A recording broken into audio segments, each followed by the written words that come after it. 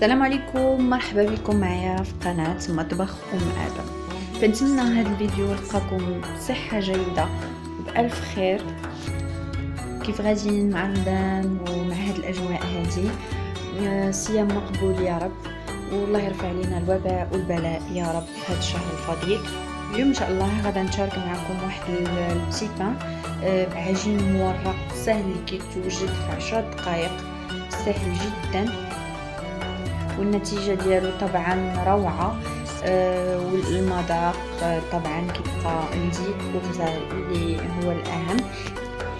كنتمنى يعجبكم الفيديو، وان شاء الله الا عجبكم الفيديو ما تنساوش خليو لي الاراء ديالكم في التعاليق وديروا لي جيم. ونبداو على بركه الله.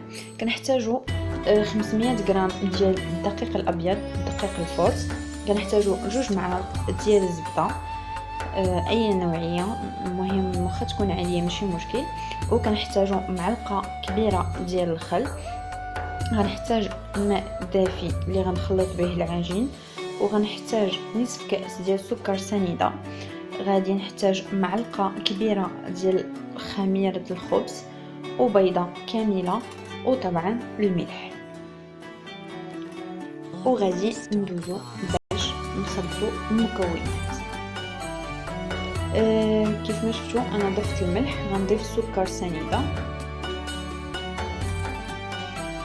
وغادا نضيف خميره الخبز.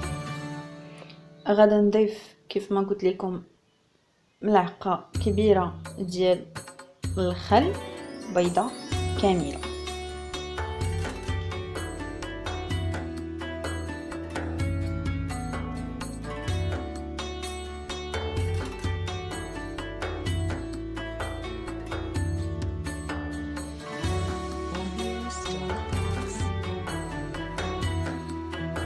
كما شفتوا معلقه تكون مملوءه ديال الخل. صافي غنبدا نخلط المكونات حتى تجانسوا ليا مع بعضياتهم، يعني يتخلطوا ليا مع بعضياتهم. وفي ديك الساعه نبدا نضيف الماء.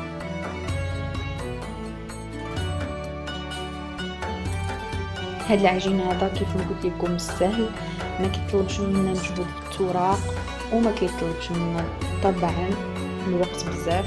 عارفين بلي في هذا الشهر المبارك يعني كيكون عندنا ما كيكونش عندنا الوقت بزاف، يعني حيت كنبغيو نوجدوا بزاف ديال الشهيوات، بزاف ديال الوصفات. داكشي علاش هاد العجين هذا ما كياخذش منا بزاف ديال الوقت، يعني كيكون كيوجد في 10 دقائق صافي. وديك الساعه كنخليو التيبان ديالنا كيخمر على خاطرو. ملي كيخمر راه كنطيبوه، هذا هو المهم، انه ما تاخذش منا بزاف ديال الوقت. كيف ما شفتوا من بعد ما خلطت الخليط ديالي مزيان غنبدا نضيف الماء. غنبداو نضيفوا الماء دفعات باش ما كنجريوش العجينه ديالنا. انا تقريبا درت هنا مع هاد الدقيق ديالي درت تقريبا كاس ونص ديال الماء. صافي من بعد ما خلطنا العجين ديالنا غندلكوها شويه. كيف ما شفتوا ما كتكونش جاريه بزاف وما كتكونش قاصحه بزاف، يعني بين وبين. اللي عنده العجانه يدير العجانه، واللي ما كيبغيش العجانه بحالي عزيز عليه التماره يدير يدو. كيف ما قلت لكم صافي كنبقاو ندلكوها بهذا الشكل هذا. راه مع كتكون العجينه ما قاصحاش بزاف، يعني ما كندلكوهاش زعما ما كتاخذش منا الوقت بزاف. كندلكوها تقريبا واحد 10 دقائق حتى 15 دقيقه حتى كتولي بهذا الشكل هذا.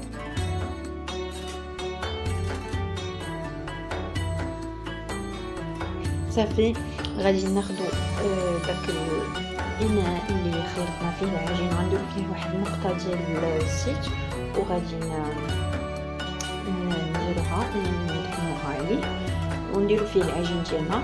نخليوها ترتاح فقط واحد 5 دقائق حتى 8 دقائق الماكسيموم. يعني حنا ما بغيناش تخمر لينا، حنا باغينا غير ترتاح باش تعطينا طعم اللي نبغيو نصلحوها. انا كنخليها غير 5 دقائق، يعني نتوما على حسب الا كان عندكم الوقت خليوها حتى 8 دقائق ماشي مشكل. انا كنخليها 5 دقائق فقط. صافي من بعد ما ارتاح لي العجين ديالنا 5 ديال الدقائق، غادي نرش مون بلون طرافاي بالدقيق كيف ما شفتوا. وغادي ندير العجين ديالي. هانتوما كتجي بهذا الشكل، يعني كتكون مدلوكه وفاش كترتاح كتعطينا داك الضوء كيف ما شفتوا. صافي غنبدا نسرح فيها. انا بغيت نقول لكم غير واحد النصيحه بالنسبه اللي ما عندهمش العجانه وما فيهمش اللي يعني بجوج، غادي ديروا واحد القضيه فاش غتبداو تعجنوها، باش تخلطوا العجينه ديروها في بلاصيك تخليوها واحد 5 دقائق حتى ل 10 دقائق. هذه الا كان عندكم الوقت، انا كنأكد الا كان عندكم الوقت تخليوها واحد 5 دقائق ولا 10 دقائق وتجبدوها تدلكوها شويه ما بين يديكم وتعاودوا ترجعوها واحد 5 دقائق ثاني وتخليوها بما تخفى وتعاودوا تدلكوها غير شويه. صافي كتكون دلكات غير بداك البلاستيك كتحيد وكتخليها ترتاح وكترجعها كتدلك بوحديتها. صافي كيف ما شفتوا غنطلق العجين. انا سرحت العجين بيديا، انا طلقته بيديا على شكل مستطيل، يعني يكون شكل مستطيل. صافي وغنبدا نطلق العجين ديالي بمدلك.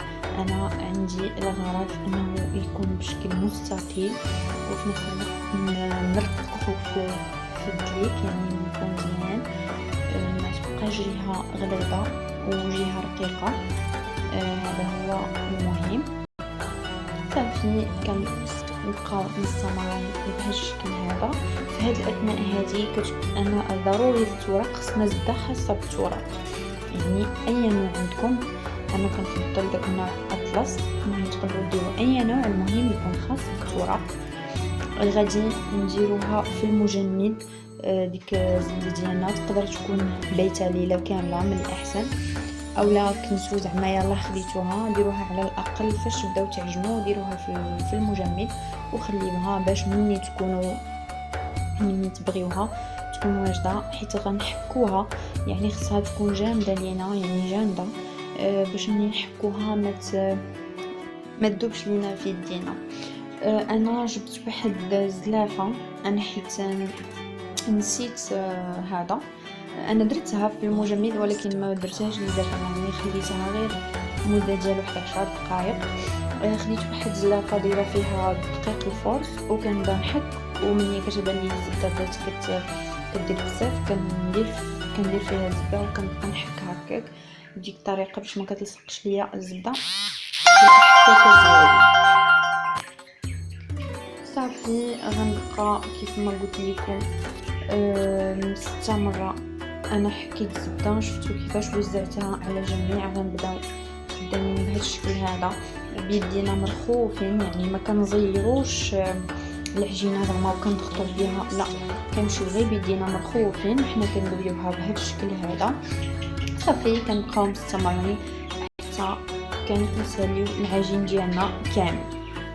المهم كيف ما قلت لكم بيدينا مرخوفين، يعني ما كنزيرش نتوما كيف ما كتشوفوا، ما كنوركش عليها غير صافي كيف ما شفتوا كنبدا نسد العجين ديالي مزيان.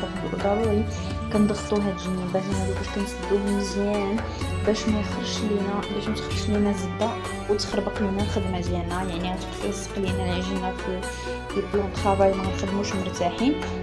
الاحسن ضغطوا مزيان على هاد الجوانب وضغطوا على الجوانب اللي كاينين في الجناب هكا باش تسد لينا مزيان وما تخرجش لينا الزبده ديالنا، يعني ضغطوا بهذا الشكل. صافي غادي نرش البلون طرافاي ديالي دابا بواحد شويه ديال الدقيق ونبدا نحربل في داك العجين ديالي باش ما يتلصقش ليا. نحربلو مزيان باش ديك هذيك السده اللي درنا صافي كتمشي لينا مع العجين. غنبدا نضغط بهذا الشكل هذا، نضغطو بشويه باش الزبده ديالنا كتوزع بشكل متساوي، يعني ما كنجيبوهاش من جنب لجنب. صافي غنبقى نضغط بهذا الشكل وغنبدا نسرحها بالمدلك، يعني نسرحها بالدلاك مزيان باش وكنسرحها دائما كيف ما كنقول لكم انا كنخليها على شكل مستطيل دائما. هانتوما كيف ما تشوفوا ملي قلبت هذيك السده اللي درنا ما بقاتش باينه، غنبقى نضغط بهذا الشكل صافي. غنجيب المدلك وغنبدا ندير بهذا الشكل هذا وانا كندلك حتى نسالي العجين ديالي. كيف ما شفتوا العجين ديالي جاني طويل بزاف. هاد العجين هادي راه كتلوح كميه وفيره تبارك الله، وفي نفس الوقت كيف ما قلت لكم كتجي غزاله. انا من بعد ما سرحتها كامله هانتوما كيفاش جات غنبدا نثني فيها بهذا الشكل هذا، غنثنيها بهذا الشكل كيف ما شفتوا. انا هذه هي الطول اللي غندير ليها الاخيره، يعني هذه هي الاخرى، يعني ما فيهاش كيف ما قلت لكم تماره بزاف، وفي نفس الوقت كتجي مرقه صافي. كيف ما شفتوا كنكملوا الطبيان، يعني كنكمل الطيب بهذا الشكل هذا. سهله وبسيطه، يعني ما كتكلفنيش مجهود كثير، وفي نفس الوقت كتجي نتيجه زوينه صافي. بهذا الشكل هذا غنديرها، غنغطيها وغنديرها في الثلاجه لمده 5 دقائق او 10 دقائق على حسب الوقت اللي عندكم اطلاق صافي. كيف ما كتشوفوا من بعد ما دازت 5 دقائق وخرجت العجين ديالي من الثلاجه، رشيت البلون طرافاي دائما كنرشو شويه ديال الدقيق صافي. غنطرحها شويه بيدي هكا وغنقسمها على 3 حيت غادي يعني غنرققها مزيان باش كنتحكم فيها اكثر. انا غندير 2 اشكال من هاد العجين. غندير لي بتي بان ولي كرواسون، يعني غدا كيف ما قلت لكم نقسمها باش نتحكم اكثر، وفي نفس الوقت باش نخرج منها الشكل اللي بغيت. هانتوما غنقطعها هكا على 3 باش كيف ما قلت لكم نتحكموا فيها اكثر فاكثر. هانتوما غنوريكم كيفاش كتجي، راه كتجي مرقه، يعني ما فيهاش تماره ولكن كتجي مرقه. هانتوما كيف ما كتشوفوا العجين ديالها كيجي مرق. هذا العجين نقدروا نستعملوه ماشي غير في لي بتي بان، يعني نقدروا نستعملوه في اي حاجه، نقدروا نستعملوه في الباغيت في البالمي، نقدروا نستعملوه في اي حاجه حلوه بغيناها صافي. كيف ما شفتوا غنبدا نورق في العجين ديالي. من بعد ما ورقته بهذا الشكل هذا كيف ما شفتوا ورقته مزيان رقيق، كيكون رقيق بزاف. غنجيب هاد الشكلاط ديال الخاص بالبتي بان، هو اللي كناخذ به الكبار ديالي. الا ما عندكمش تقدروا، انا غندير هاد الشوكولا ديال اللي خاص بالبتي بان وغندير معاه واخا هكاك الشوكولاط العادي، هذاك لي مورسو العاديين حتى هما غادي نديرهم.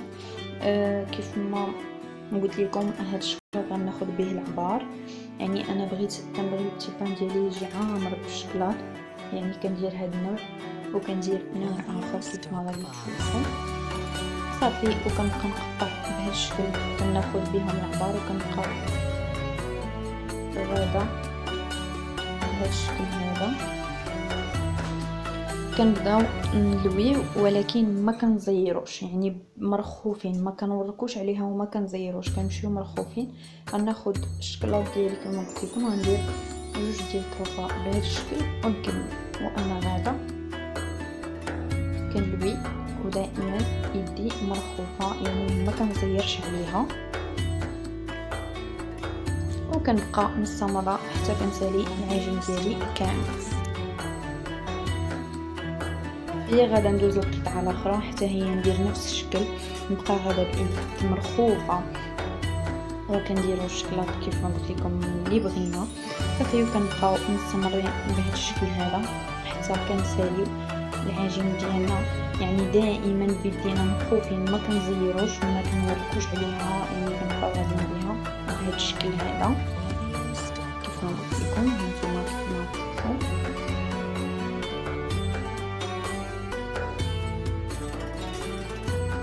صافي غندوز غادي نورق القطعة الثانية من العجين ديالي حتى هي كنغلقها مزيان. هذه هي اللي غندير بها لي كرواسون. انا غنوريكم كيفاش الطريقه ديالهم. كنحيدو داك الزائد اللي كيكون في الجنب، وكنحيدو داك الزوائد اللي كيكونوا في الجنب. المهم ماشي بزاف باش ما نضيعوش العجين، يعني كنحيدو غير داك القليل اللي غيخربق لينا العجينه ديالنا هو اللي كنحيدو. صافي غنبدا بهذا الشكل هذا. كنمشي صافي كنبقاو مستمرين بهذا الشكل كيف ما قلت لكم، ملي كنبقاو غاديين بهذا الشكل حتى كنساليو العجين ديالنا كامل. من بعد عاد كنبداو نشكلوه.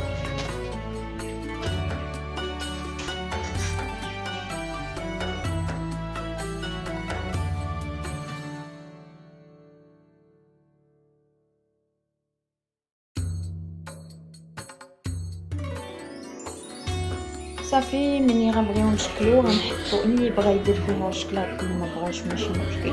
كنقطعوها كيف ما شفتوا من الجنب واحد الطريف بداك الشكل هذا، وكنبقى نلويو بهذا الشكل دائما يدينا مرخوفه، يعني ما كنضغطوش على العجينه وكنبقاو مستمرين.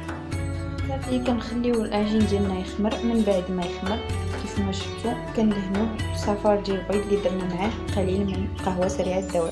صافي وهذا هو الشكل النهائي ديال الكرواسون ديالنا ديال بتي بان. كيجيو بهذا الشكل هذا، كيجيو محمرين وروعه في المذاق. كنتمنى يعجبوكم ان شاء الله.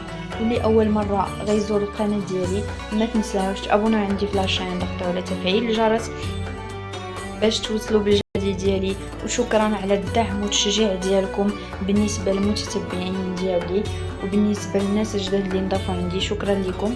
شكرا على الثقه ديالكم وعلى الدعم ديالكم وعلى حسن الظن ديالكم، ودائما كنتمنى نكون عند حسن الظن ديالكم طبعا.